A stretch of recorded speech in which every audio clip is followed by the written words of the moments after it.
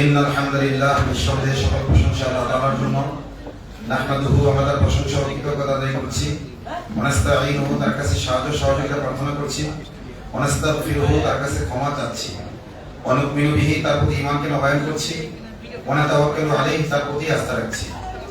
ওয়া নাউযু বিল্লাহি মিন শুরুরি আনফুসিনা, আমরা আল্লাহ তাআলার কাছে আশ্রয় চাচ্ছি আমাদের নফসের ধোঁকা থেকে, নফসের ক্ষতি থেকে। ওয়া মিন সাইয়্যাতি আমালিনা, এবং কর্মের খারাপি থেকে। মান ইয়াহদিহিল্লাহু ফালা মুদিল্লা লাহু, আল্লাহ তাআলা যাকে সঠিক পথে পরিচালিত করেন তাকে কেউ পথভ্রষ্ট করতে পারে না। ওয়া মান ইউদ্লিলহু ফালা হাদিয়া লাহু, আর আল্লাহ তাআলা যাকে পথভ্রষ্ট করতে চান তাকে সঠিক পথ দেখানোর কেউ নেই। আশহাদু আল্লা ইলাহা ইল্লাল্লাহু ওয়াহদাহু, আমি সাক্ষ্য দিচ্ছি যে আল্লাহ ছাড়া আর কারো গোলামি করা চলবে না, আর কারো দাসত্ব করা চলবে না। তিনি একক, লা শারীকা লাহু ফিল খালকি ওয়াল আমর,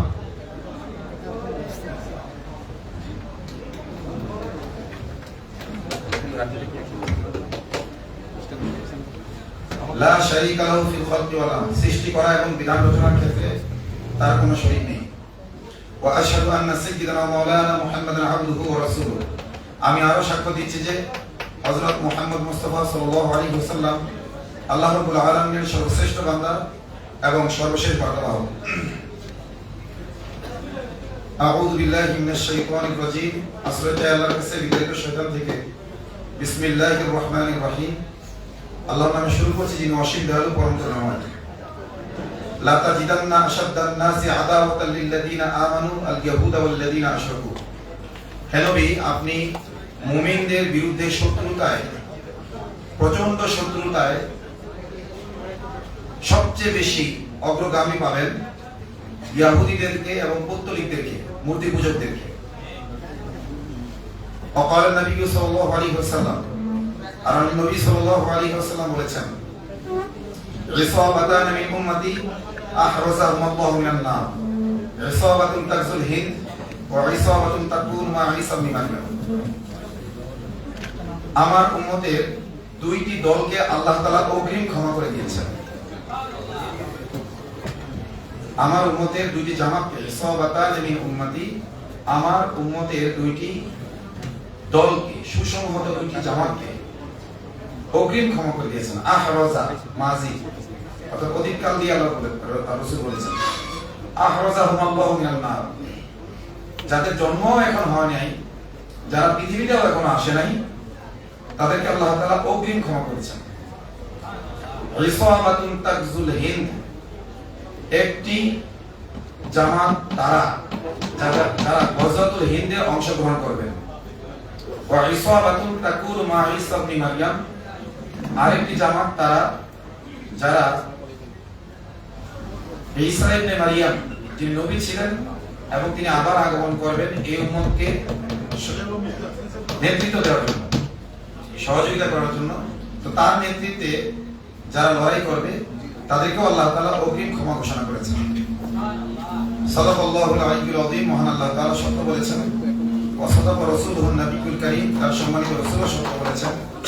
ওয়া নাহনু আলা যালিকা মিনাশ শাহিদিন ওয়াশ শাকিরিন, আমরা এই ব্যাপারে সাক্ষ্য প্রদান করছি এবং কৃতজ্ঞতা আদায় করছি। আলহামদুলিল্লাহি রাব্বিল আলামিন, সকল প্রশংসা ও কৃতজ্ঞতা সমগ্র বিশ্বজগতের পালনকর্তা আল্লাহ তাআলার জন্য। ভারতীয় উপমহাদেশে যুগ যুগান্তরের একটি সমস্যা হলো হিন্দুত্ববাদ, বড় উগ্র হিন্দুত্ববাদ। শুধু ইসলামপন্থীদের উপরেই নয়, উগ্র হিন্দুত্ববাদ, এই ব্রাহ্মণ্যবাদ, খোদ হিন্দুরাও এর শিকার।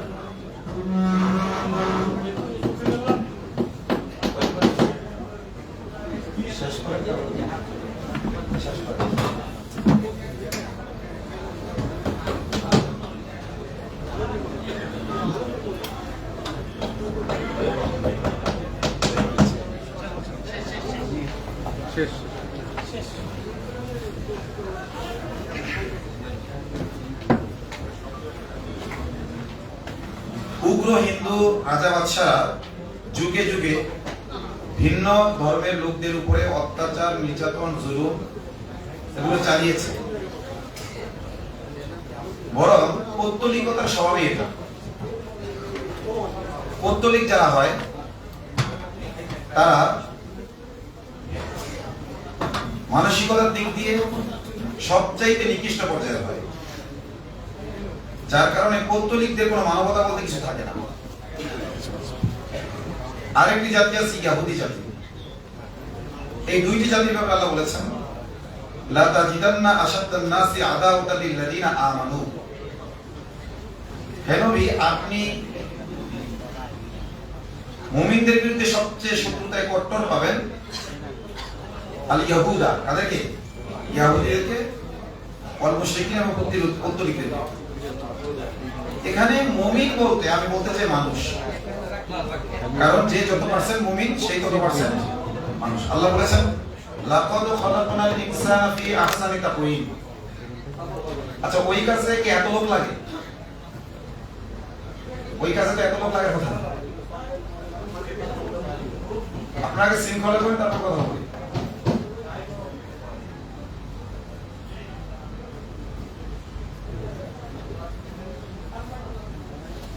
সবাই ওই তাকাচ্ছে,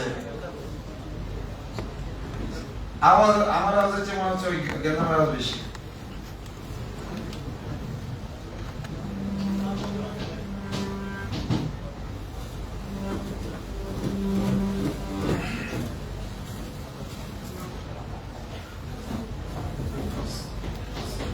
আল্লাহ সুবহানাহু ওয়া তাআলা দুইটি জাতির কথা বলেছেন যে মুমিনদের বিরুদ্ধে তারা সবচেয়ে বেশি কি হবে?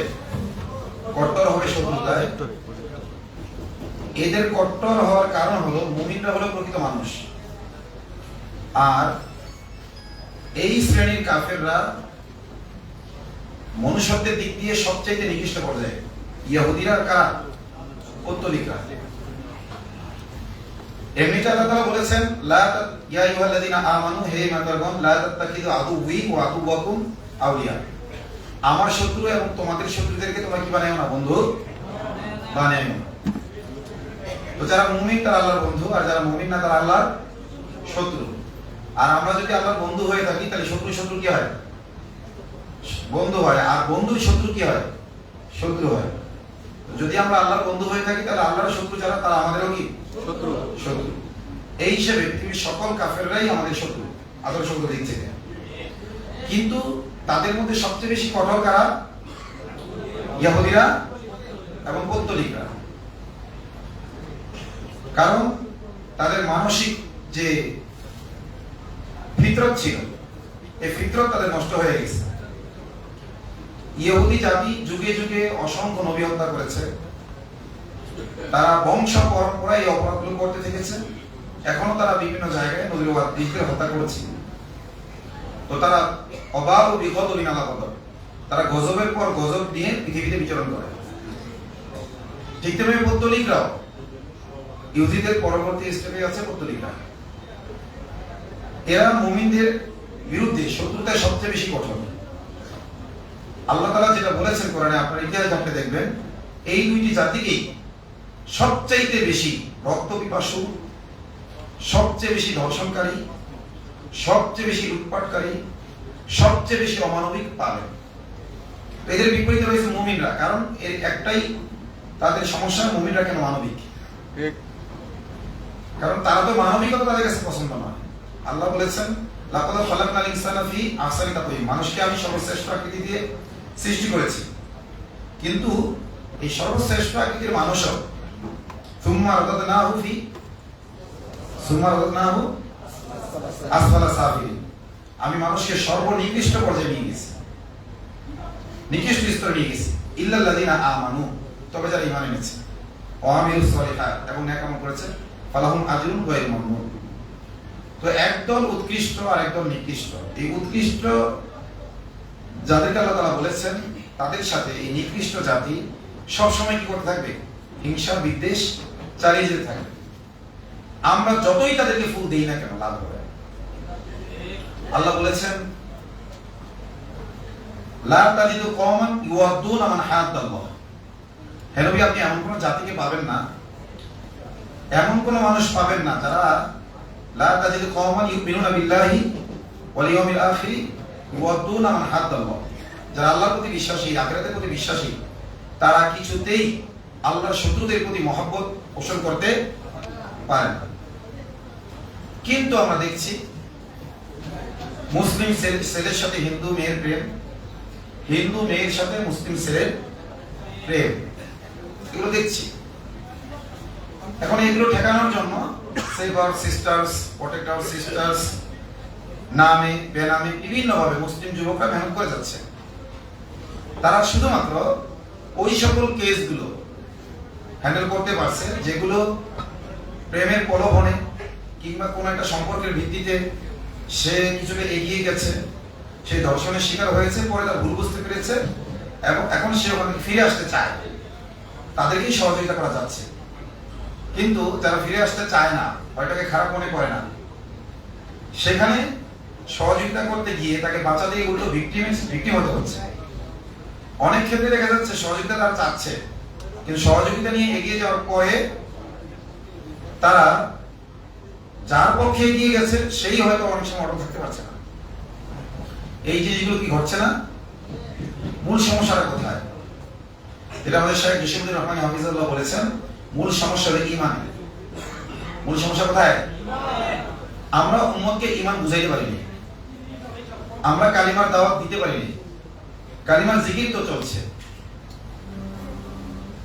কালিমার জিকির তো চলছে, এবং এখন আবার নতুন ট্রেন্ড শুরু হয়েছে কালিমার পতাকা নিয়ে ফ্যান্টাসি। এটাও মোটামুটি একটা ভালোই একটা পর্যায়ে গেছে, তাই না? কিন্তু কালিমা নিজের মধ্যে ধারণ করছি না, এই কালিমার মর্ম মানুষের কাছে পৌঁছে দিচ্ছে না। আমাদের জাকারিয়া মাসুদ এখানে আছেন, উনি শেখ হারুনিজা সাহেবের একটা কথা নকল করেছিলেন কিছুদিন আগে বই মেলাতে। আমাকে বলছে, ভাই যে কালিমার পতাকা নিয়ে মনে হয় ফ্যান্টাসি হয়ে যাচ্ছে। আমি বললাম যে আসলে ভাই এটার প্রতি সেকুলারদের বিদ্বেষ, অথচ হিন্দুত্ববাদের পতাকা, অন্যান্য ধর্মের পতাকার প্রতি তো বিদ্বেষ নেই। তো এই জন্য তারা যেহেতু বিদ্বেষ রাখে, তাদের প্রতিদ্বন্দ্বিতা করার জন্য আমি এটা করেছি। তিনি বলে আপনার নিয়ত ভালো, কিন্তু আপনি কি জানেন বেশিরভাগ লোক ফ্যান্টাসি করে। উনি একটা প্রমাণ দিলেন শেখ হারুনিজারের বক্তব্য দিয়ে, যে সেটা হলো যেই ছেলেগুলো কালিমার পতাকা উড়াচ্ছে তাদের কয়জনের পকেটে মিসওয়াক আছে। দোষণী আমি বলছি না, বরং আমি তো মনে হয় এটার পক্ষে সবচেয়ে বেশি। উখিয়ায় যখন 3 জনকে কালিমার পতাকা উড়ানোর কারণে আইএসএর মামলা দিয়েছিল, সেখানে সবার আগে আমি গিয়েছিলাম, এবং আলহামদুলিল্লাহ আল্লাহর ইচ্ছায়, ইসলামী দিনীবাদের সহযোগিতায়, হকপন্থী আলেমদের সহযোগিতায় তারা মুক্ত হয়ে এসেছে। অবশ্যই এটা এস্টাবলিশ হওয়া দরকার যে রাষ্ট্রীয় আইনে যেহেতু কালিমার পতাকা উড়ানো নিষেধ না, সুতরাং এটা যে উড়াতে পারবে। কিন্তু এটাই কি একমাত্র কাজ? এটা উড়াইতে পারলেই সব হয়ে গেল? কালিমার পতাকা উড়ানোটা বেশি জরুরি, নাকি এর মর্ম উপলব্ধি করা এবং এর দাওয়াত দেওয়াটা বেশি জরুরি? আজকে যে মেয়েটা হিন্দুর হাতে পা দিয়েছে, সে কেন? সে কালিমার মর্ম বোঝে নাই। আমরা আসলে কালিমার মর্মটাকে বুঝাইতে পারিনি। পারছি? রোজা এবং পূজা মুদ্রায় এপিঠ আর ওপিঠ, এই বক্তব্য যারা সমর্থন করেছে, কেন করেছে? এই বক্তব্যের পক্ষে যারা গিয়েছে, ধর্ম যার যার উৎসব সভা, এগুলো যারা গ্রহণ করছে, আসলে কেন করছে বলেন তো? কালিমা বোঝেন তারা। মানে মূল সমস্যা আমরা উপসর্গ দেখছি, ধর্ম যার যার উৎসব সভার, মুদ্রার এপিঠ ওপিঠ, রোজা পূজা, এই ধরনের আরো যদি কুফরি কথা আছে, মূল সমস্যাটা গোড়ায় সেটা হলো কি? কালিমার মর্ম জাতি উপলব্ধি করে না। এই জন্য দেখবেন নবীরা মা লাকুম মিন ইলাহিন গায়রি লা ইলাহা ইল্লাল্লাহ একই দাওয়াত বারবার দিয়েছেন, একই কথা বারবার বলেছেন। কিন্তু আমরা এই কালিমার আলোচনা বেশি করতে কি আমরা বোরিং ফিল করি। মুসা আলাইহিস সালাম আল্লাহকে বলেছিলেন যে আপনি এমন একটি কথা আমাকে শিখিয়ে দেন, এমন একটি কর্ম শিখিয়ে দেন যেটা আমি করলে আমার আমল নাম অনেক বেশি ভারী হবে। আল্লাহ কি শিখিয়ে দিয়েছিলেন? ওয়াকাল্লামাল্লাহু মুসা তাকলিমা, আল্লাহ মুসা আল্লাহর সাথে সরাসরি কথা বলতেন। সরাসরি তাকলিমা বলা হয়েছে, সরাসরি কথা বলতেন। তিনি সরাসরি আল্লাহকে বলতেছেন, স্পেশাল কিছু শিখিয়ে দেন। আল্লাহকে স্পেশাল কিছু দিয়েছেন না কমন কিছু দিলেন? তুমি এটাই বেশি বেশি বলতে থাকো, এটা দাও বেশি বেশি দিতে থাকো, এটাই তোমার আমল নামাকে ভারী করবে। আমল নামাকে ভারী করার জন্য যদি কিছু থেকে থাকে সেটা কালিমার দাওয়াত, যেটা আল্লাহ মুসা আলাইহিস সালামকে বলেছিলেন। ওটা অন্যরাও করে, তুমি বেশি করে করো। কালিমার দাওয়াত অন্যরাও দেয়, তা আমি স্পেশাল, তাহলে তুমি এটা কি করো? বেশি করে দাওয়াত দাও। আমরা আসলে মুসলমান কালিমা পড়ি, কালিমা বলি না। কালিমা কি করি? কালিমা পড়ি, কালিমা বলি না। আল্লাহ কোরআনে বলেছেন ফাকরাউ মা তায়াসসারা মিনাল কোরআন। কোরআন যেখান থেকে সহজ তোমরা কি পড়ো। বুঝে পড়লেও পড়া হয়, না বুঝে পড়লেও কি পড়া হয়, নামাজ হয়ে যায়। বুঝে পড়লে সব বেশি, সেটা ভিন্ন কথা, কিন্তু পড়া হয়। পড়ার জন্য বোঝা জরুরি নয়, জমহুর উলামা কেরাম এটাই ফতোয়া নাকি? কারণ কোরআন এ টু জেড পুরো বুঝে ফেলবে এমন কয়জন বান্দা আছে, কিন্তু এগুলি পড়তে হবে না, পড়তে হবে। তবে অবশ্যই বোঝার চেষ্টা করতে হবে। কিন্তু আমি বলতেছি যেটা, সেটা হলো বোঝার জন্য, মানে পড়ার জন্য, পড়া শব্দটার বাস্তবায়ন পাওয়ার জন্য, রিডিং এর জন্য বোঝা কি না জরুরি না, কিন্তু বলার জন্য, ঘোষণা দেওয়ার জন্য, সাক্ষ্য দেওয়ার জন্য বোঝা কি জরুরি। আমরা বাঙালিরা মানুষকে কালিমার দাওয়াত দেই, কালিমার অর্থটাই ক্লিয়ার করি না। আমরা বলি লা ইলাহা ইল্লাল্লাহ, আল্লাহ ছাড়া কোনো ইলাহ নাই, এটাই তো বলি। আবার যারা একটু অর্থ করতে চায় আল্লাহ ছাড়া কোনো মাহবুদ নাই, কি হইল এটা? ইলাহ এবং মাহবুদ দুইটাই তারই শব্দ। আমি যদি জিজ্ঞেস করি ইনি কে, বলছি this is my father. What is father? Father is dad. What is dad? Dad is father. এরকম হয়ে গেল না বিষয়টা? যে ইনি কে? আমার বাবা। বাবা মানে কি? বাবা মানে পিতা। পিতা মানে কি? পিতা মানে বাবা। কিছু বোঝা যাবে নাকি? এমন শব্দ দিয়েই তাকে বোঝাতে হবে যে শব্দ সে বোঝে। প্রয়োজনে ভেঙে বোঝাতে হবে যিনি আমাকে জন্ম দিয়েছেন, তাই না? তো কালিমার অর্থ যখন আমরা করি লা ইলাহা ইল্লাল্লাহ, আল্লাহ ছাড়া কোনো মাবুদ নাই, এই মাবুদ তো কয়জন মানুষ বুঝে? মাবুদ শব্দের অর্থ, ইলাহ শব্দের অর্থ কয়জন মানুষ বুঝে? আমি দাওয়াত তাবলীগে অনেক সময় দিয়েছি, আলহামদুলিল্লাহ। আমি যে জিজ্ঞেস করতাম ইলাহ শব্দের অর্থ কি, কেউ বলতো ইলাহ শব্দের অর্থ সৃষ্টিকর্তা। আমাদের কালিমা কি লা খালিকা ইল্লাল্লাহ? লা খালিকা ইল্লাল্লাহ কথা তো সত্য, কিন্তু এটা কালিমা না। লা রাযাকা ইল্লাল্লাহ, আল্লাহ ছাড়া কোনো রিজিকদাতা নেই, এটা কি আমাদের কালিমা? লা গফফারা ইল্লাল্লাহ, আল্লাহ ছাড়া কোনো ক্ষমাকারী নেই, এটা কি আমাদের কালিমা? লা সাত্তারা ইল্লাল্লাহ, আল্লাহ ছাড়া আর কেউ আমাদের দোষ ত্রুটি ঢেকে রাখতে পারে না, এটা কি কালিমা নাকি? এটা হলো আকীদা বা বিশ্বাসের এক একটা পার্ট। এগুলো আমাদের কালিমা কি? লা ইলাহা ইল্লাল্লাহ। ইলাহের ব্যাখ্যায় আরবি ডিকশনারিগুলোতে বলা হয়েছে কুল্লু মা ইউবাদ, যার দাসত্ব করা হয়। মাবুদ শব্দটি এসেছে আব্দুন মূল ধাতু থেকে। আব্দ অর্থ দাস, ইবাদত মানে দাসত্ব করা, আর যার দাসত্ব করা তাকে বলে মাবুদ। লা ইলাহা ইল্লাল্লাহ মানে হলো আল্লাহ ছাড়া আর কারো দাসত্ব করা চলবে না। লা ইলাহা ইল্লাল্লাহ অর্থ কেন আমি করব যে আল্লাহ ছাড়া কোনো মাবুদ নাই, কেন করব? আল্লাহ সূরা ইব্রাহিমের মধ্যে বলেছেন ওয়াইলুল লিল কাফিরিনা মিন আযাবিন শাদীদ, আর কাফিরদের জন্য রয়েছে যন্ত্রণাদায়ক শাস্তি। আল্লাযীনা ইস্তাহিব্বুনা হায়াতাদ দুনিয়া আলাল আখিরাহ, যারা পার্থিব জীবনকে পরকালের উপর প্রাধান্য দেয়। ওয়া ইয়াসুদ্দুনা আন সাবিলিল্লাহ, এবং মানুষকে দ্বীনের পথে বাধা দেয়। ওয়া ইয়াবগুনাহা ইওয়াজা, এবং দ্বীনের সোজা পথটাকে তারা বাঁকা হিসেবে দেখে। উলাইকা ফি দালালিন বাঈদ, তারা রয়েছে সুদূর ভ্রান্তিতে। ওয়া মা আরসালনা মির রাসূলিন ইল্লা বিলিসানি কওমিহি লিয়াবাইয়িনা লাহুম, আমি প্রত্যেক জাতির কাছে রাসূল পাঠিয়েছি এই মর্মে দাওয়াত দেওয়ার জন্য, ওই জাতির ভাষায় সুদক্ষ করে, যাতে তিনি সঠিকভাবে দাওয়াত দিতে পারেন, লিয়াবাইয়িনা লাহুম, স্পষ্টভাবে দাওয়াত দিতে পারেন। এই জন্য প্রত্যেক রাসূলকে ওই জাতির জন্য, ওই জাতির ভাষায় ভাষাভাষী করে পাঠিয়েছি, সুদক্ষ করে পাঠিয়েছি। লা ইলাহা ইল্লাল্লাহ, লা মানে নাই, ইলাহ মানে যার গোলামি করা হয় বা যার দাসত্ব করা হয়, ইল্লাহ মানে ছাড়া, আর আল্লাহ এটা প্রপার নাম, এটা অনুবাদ করার প্রয়োজন নেই।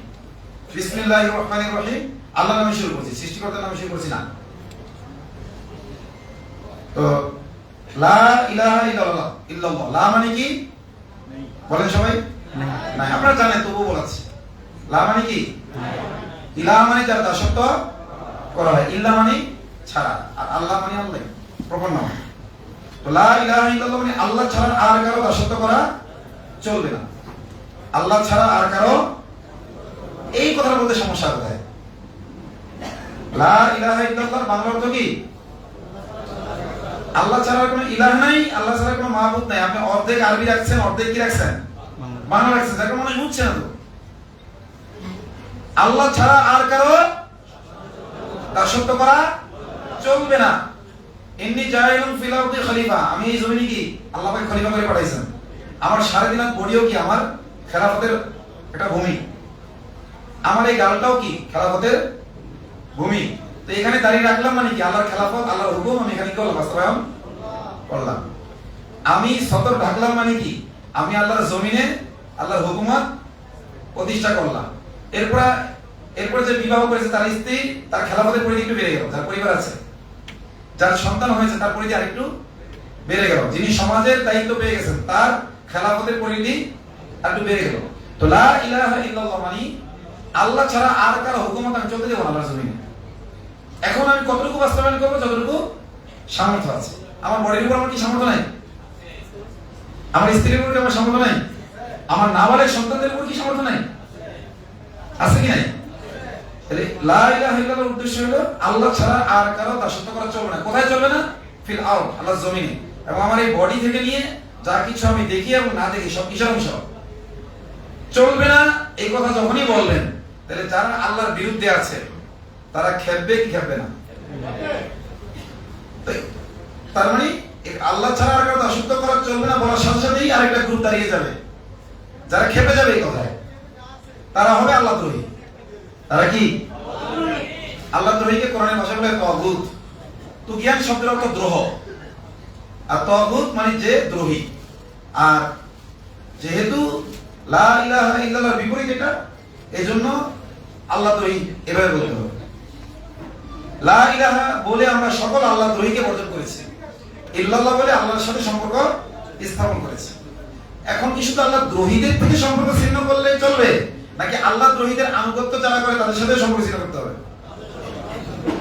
ইব্রাহিম আলাইহিস সালামের যে আদর্শ আল্লাহ বলেছেন, তিনি কি বলেছেন? ইন্না বুরাআউ মিনকুম ওয়া মিম্মা তা'বুদুনা মিন দুনিল্লাহ। তোমাদের সাথেও সম্পর্ক নেই, তোমাদের যে তাগুতগুলো আছে যাদের গোলামি তোমরা করো, দাসত্ব তোমরা করো, তাদের সাথেও সম্পর্ক নাই। তো লা ইলাহা বলে আপনি আল্লাহ দ্রোহী ও তাদের অনুসারীদের থেকে সম্পর্ক ছিন্ন করলেন, আর ইল্লাল্লাহ বলে আপনি আল্লাহর সাথে সম্পর্ক স্থাপন করলেন। এবং যেহেতু আল্লাহর সাথে সম্পর্ক স্থাপন করেছেন, সুতরাং আল্লাহ যারা বন্ধু তাদের সাথে অটোমেটিক আপনার সম্পর্ক স্থাপন হয়ে গেল। তাহলে এটাই হলো প্রথম অংশ আল বারা, দ্বিতীয় অংশ কি আল ওয়ালা। এই কালিমা কি মানুষ বোঝে যে এই কালিমা বলে আমি কিছু মানুষের সাথে শত্রুতা করলাম, আল্লাহর সাথে মানে আল্লাহ দ্রোহীদের সাথে এবং আল্লাহ দ্রোহীদের অনুসারীদের সাথে কি করলাম? শত্রুতা করলাম লা ইলাহা বলে। এটা কি মানুষ বোঝে বলেন তো? কত পার্সেন্ট মানুষ বোঝে? মানুষ মনে করে একটা হিন্দুর সাথে প্রেম করে এটা তো গুনার কাজ করতেছে, এটা যে ঈমান বিধ্বংসী, এটা সে বোঝে না। এই গুনার মধ্যে লিপ্ত থাকলে যে ঈমান চলে যাবে সেটা আল্লাহ দ্রোহী। আল্লাহ দ্রোহীকে যে তাকেও আল্লাহ দ্রোহী বানিয়ে ফেলবে এটা সে বোঝে না। কারণ কি? সে লা ইলাহা ইল্লাল্লাহ বোঝে না। তো লা ইলাহা যখনই আমরা বলছি তখনই আল্লাহ তাআলার দুশমন যারা রয়েছে এবং দুশমনদের আনুগত্য যারা করে, এই দুই শ্রেণী থেকে আমরা কি করেছি? সম্পর্ক ছিন্ন করেছি। এটা হলো আল বারা মানে সম্পর্ক ছিন্নের ঘোষণা। আরেকটা হলো কি আল ওয়ালা, যাদের সাথে আমরা সম্পর্ক করব। আল্লাহ বলেছেন ইন্নামা ওয়ালিয়ুকুমুল্লাহ, তোমাদের বন্ধু হলেন আল্লাহ, অভিভাবক কে?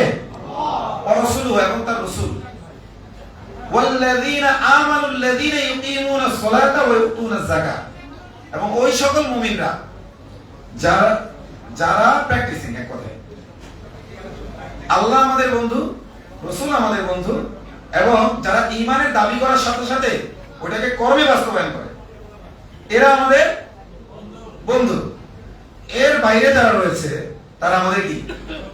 তো যারা সরাসরি ইসলামের বিরুদ্ধে বিদ্রোহ ঘোষণা দিয়েছে তারা আমাদের শত্রু, এবং যারা ইসলামের দাবি করে কিন্তু ইসলামের দাবিগুলোকে কর্মে বাস্তবায়ন করে না, এরাও আমাদের শত্রু। তবে ওদের নাম কাফের, এদের নাম মুনাফিক। এদের নাম কি? এই দুই গ্রুপ শত্রু।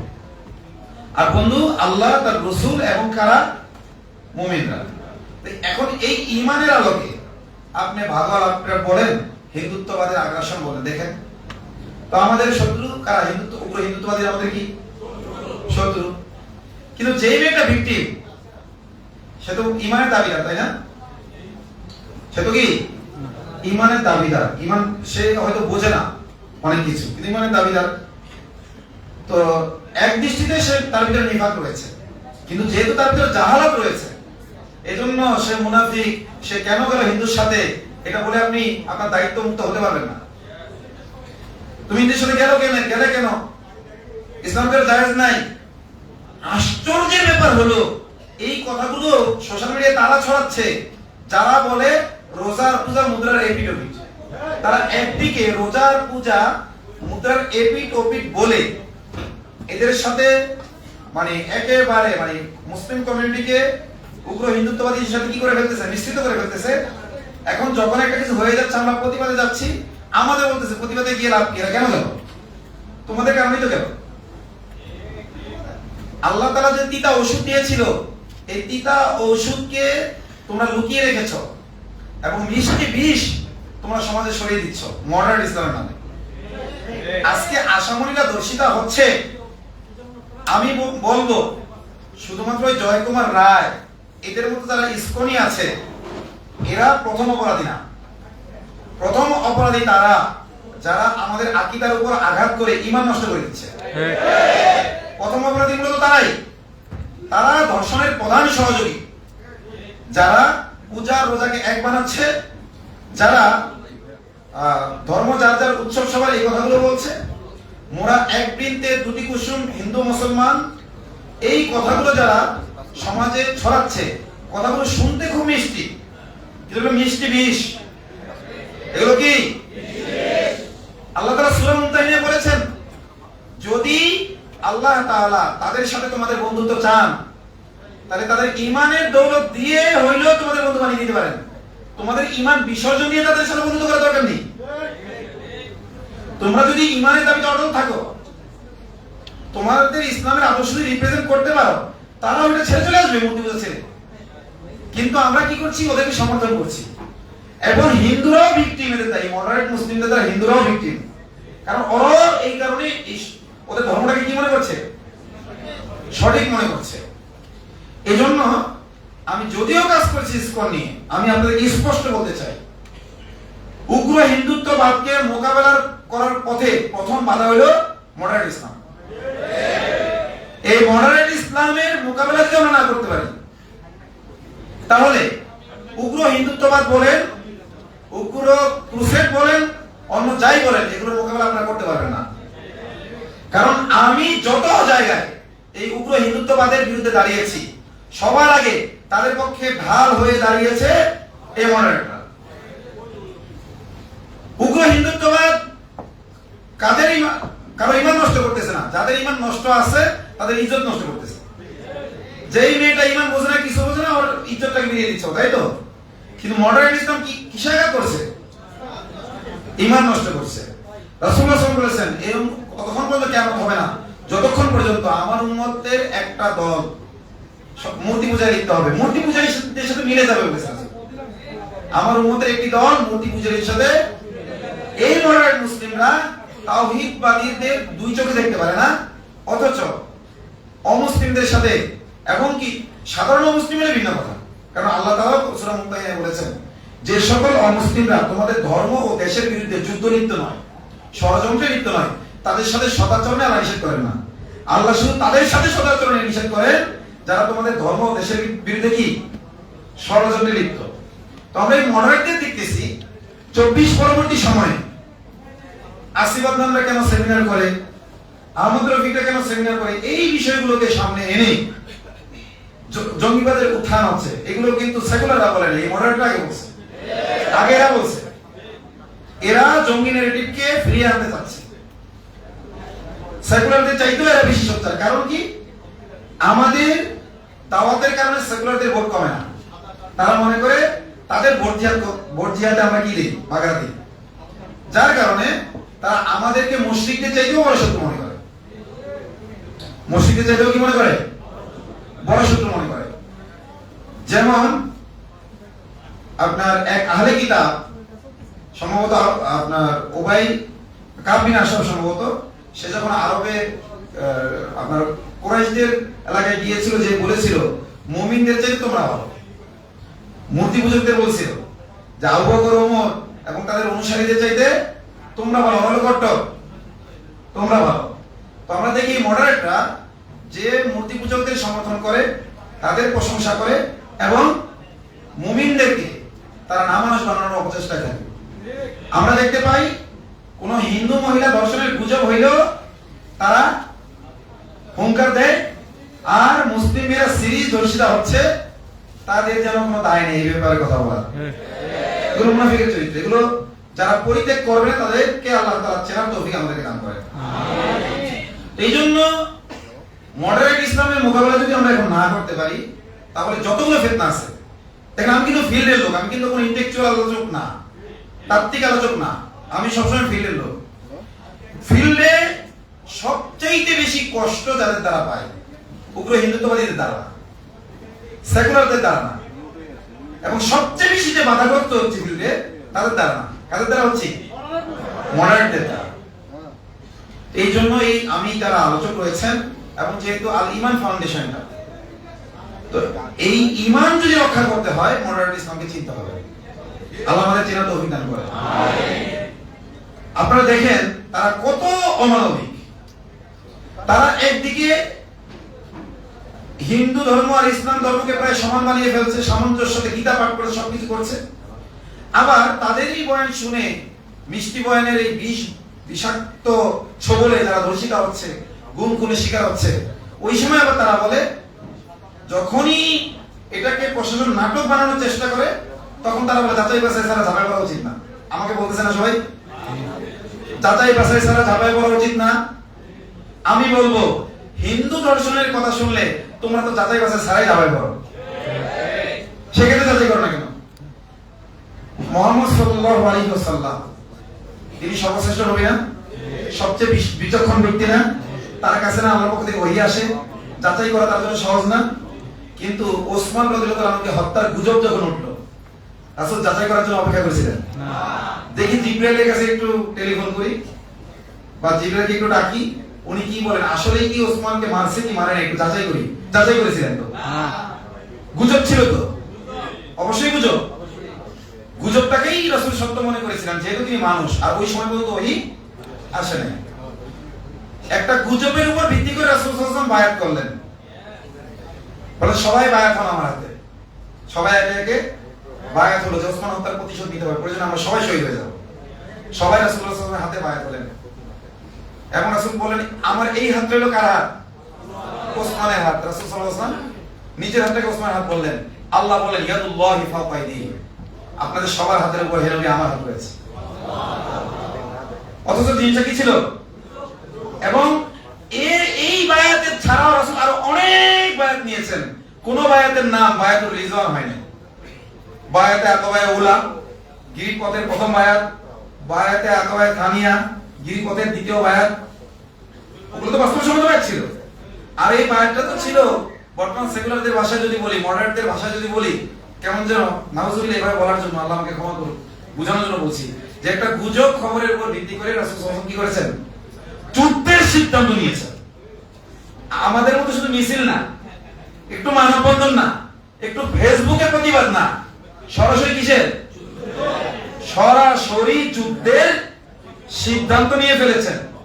এবং আল্লাহ তাআলা কত খুশি হয়েছেন, কোরআনে অনেকগুলো আয়াত নাযিল করেছেন এবং এই বায়াতের নাম আল্লাহ নিজে রেখে দিয়েছেন বায়াতুর রিজওয়ান, সন্তুষ্টির বায়াত। এই বায়াতের বলা সন্তুষ্ট। তা আমি যাই বিভিন্ন জায়গায় বায়াত নিয়ে অনেক অসন্তুষ্ট হয়, তোমরা সবাই অসন্তুষ্ট হলে সমস্যা কি আমার? যদি আল্লাহ সন্তুষ্ট হয়। আল্লামা শামসুল হক ফরিদপুর রাহমাতুল্লাহ আলাইহি বলেছেন, তুমি সবাইকে পেয়েছো, আল্লাহকে পাওনি, তুমি কিছুই পাওনি। আর তুমি কাউকে পাওনি, কেউই তোমার সাথে নেই, কিন্তু আল্লাহ তোমার সাথে আছে, তুমি সব পেয়ে গেছো। আমরা তাওহীদের জনতা, আমরা শুধু এটার জন্য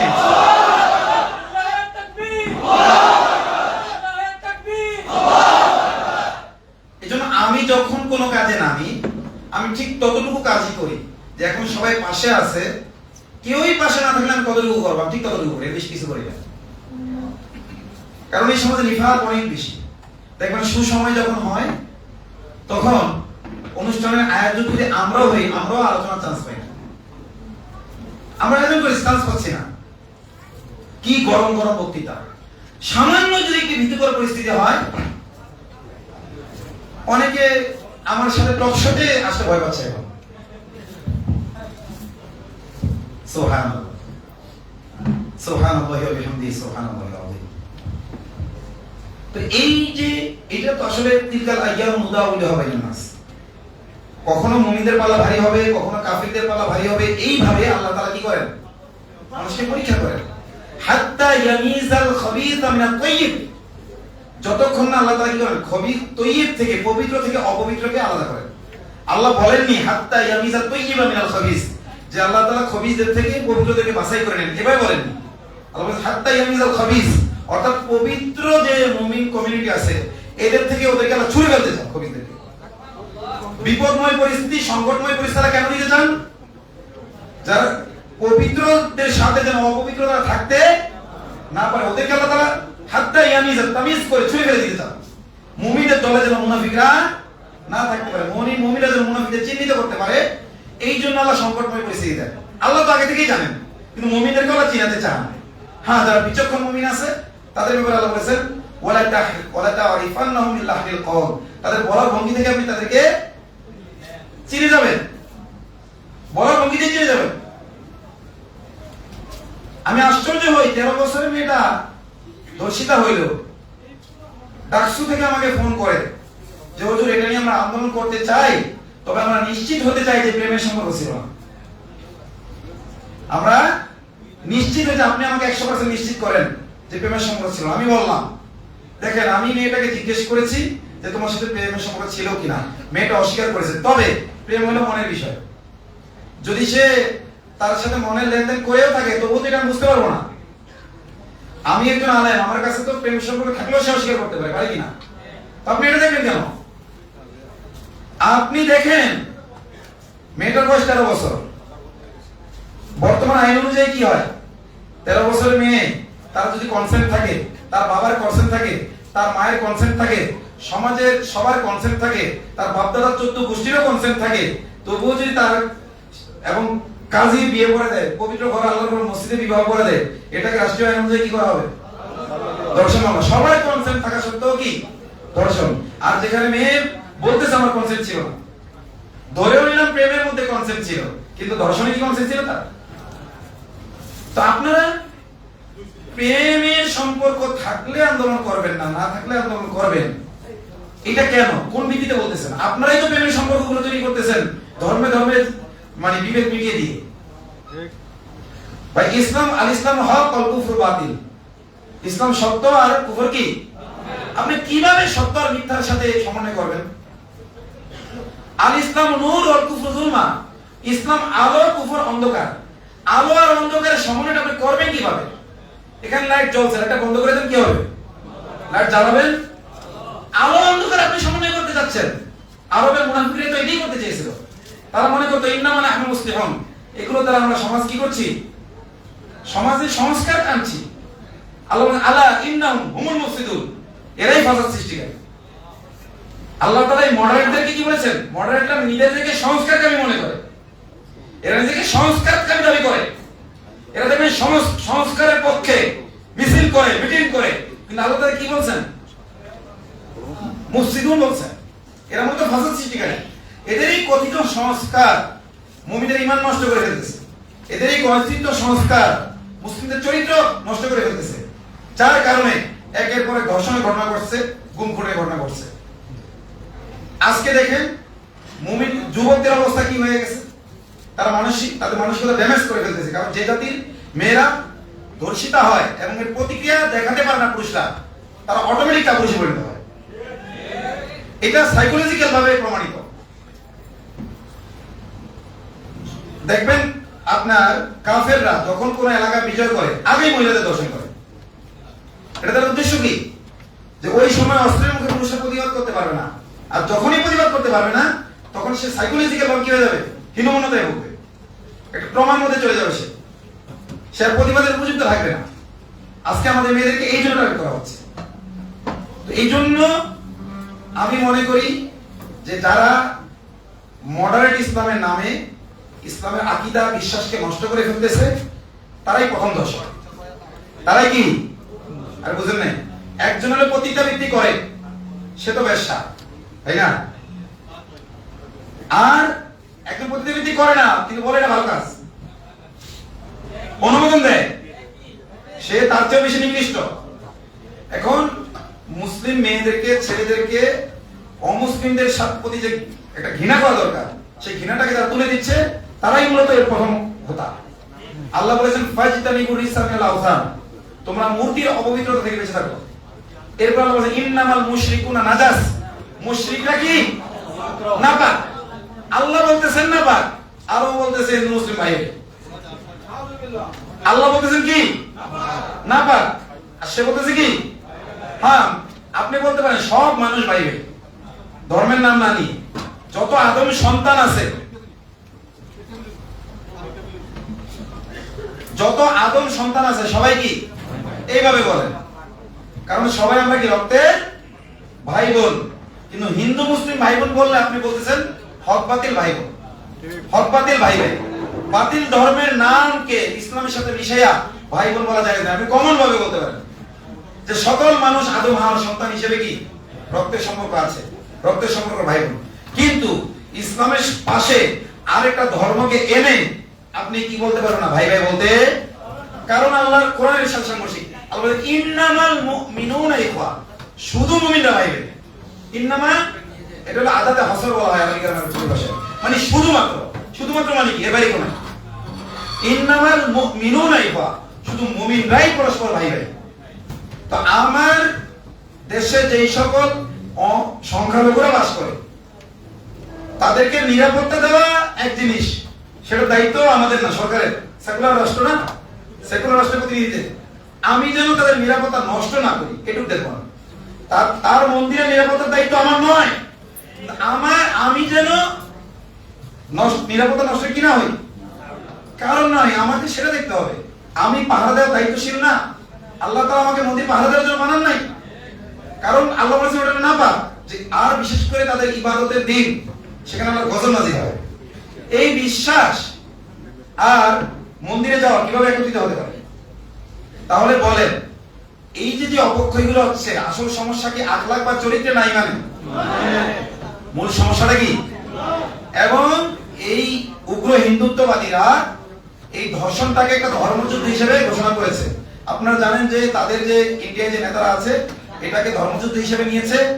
সুতরাং শুধুমাত্র আমাদের বোনরা কেন গেল এটা বলে বসে থাকলেও হবে না। যেখানেই হিন্দু মুসলিম প্রেম পাবেন সেখানেই গণধর হয়ে যাবে, সোজা কথা। যে কারণ এটা বিচার হয় না, কারণ বাংলাদেশের রাষ্ট্রীয় আইনেও হিন্দু মুসলিম বিয়ে বৈধ না। আর প্রেমের শেষ পরিণতি কি? বিবাহিত। হ্যাঁ, তাইলে যতই আমাদের বোনরা না বুঝে ওখানে যায় তবুও আমরা ছাড়বো না, কারণ না হুন্না না কিসাতুল আকল, আমাদের বোনেদের জ্ঞান কম, এই কারণে চলে গেছে। তাকে বাড়িতে এনে শাসন করবো, ঠিক আছে, কিন্তু ওই মালাউনকে ছেড়ে দেবো ইনশাআল্লাহ। যদি এইটা এখন করতে না পারি গজতুল হিন্দু আমরা টিকবো না। এখন থেকে এগুলো চলতে থাকবে আমাদের ছোট ছোট, এবং সব সময় চেষ্টা করবেন জনগণকে পাশে রাখার, কৌশলে কাজ করবেন। আল্লাহ তাআলা আপনাদেরকে তৌফিক দান করেন। এই প্রশাসন আমাদের পাশে থাকবে না, কিন্তু জনগণকে পাশে রাখতে হবে। আমাকে এখনো গ্রেফতার করেনি শুধু জনগণ পাশে থাকার জন্য। এটা মনে করেন না যে তারা ভালো হয়ে গেছে, সুচির হয়ে গেছে আপনার ফেসবুক পোস্টে। আমাকে এই মুহূর্তে গ্রেফতার করে হজম করতে পারবে না, বিজয় গ্রেফতার করছে না। যখনই পরিবেশ করতে পারবে যে ওই অসংখ্য মেয়েরা আমাকে কি পাঠাচ্ছে, মেয়েদের আইডি থেকে আমাকে মেসেজ পাঠাচ্ছে, হুজুর আমি একজন ভিকটিম, বা হুজুর আপনি একজন হিরো, হুজুর কি আপনি রিয়েল ম্যান, অমুক তমুক। আমি তো বুঝতেছি এগুলো কেন। এটা দিয়ে না পারলে কোন আর্থিক প্রতারণা করবে, কোন আওয়ামী লীগের মাধ্যমে অ্যাকাউন্টে টাকা পাঠিয়ে দিল, এটা দিয়ে বাইরে কোথায় সে আওয়ামী লীগের দোষক।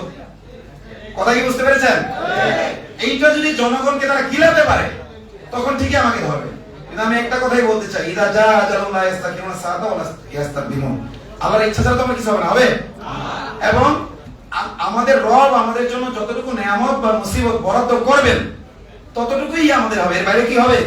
পুরো বিশ্ববাসী যদি আমাদের উপকার করার জন্য একতাবদ্ধ হয়, কিন্তু আল্লাহ যদি তা বরাদ্দ না করেন, করতে পারবে উপকার?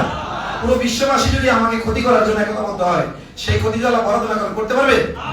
এজন্য আমি আবারও বলছি, আমার সাথে প্রশাসন হোক, গোয়েন্দা বিভাগ হোক, যারাই লাগতে আসো, আমি ঠিক ততটুকু কাজ করি কেউই আমার পাশে থাকবেন এটা ধরে নিয়ে আমি কাজ করি, যে আমার কাজে আমি লিগ্যাল আছে কিনা, আমি নিজের কাছে সৎ আছে কিনা, আমি আল্লাহর কাছে সৎ আছে কিনা, এর বাইরে আমি কিছু দেখি না। এবং আমি মনে করি এই ফিতনার জামানায় এছাড়া কেউ আমরা ইমানের উপর টিকে থাকতে পারবো না।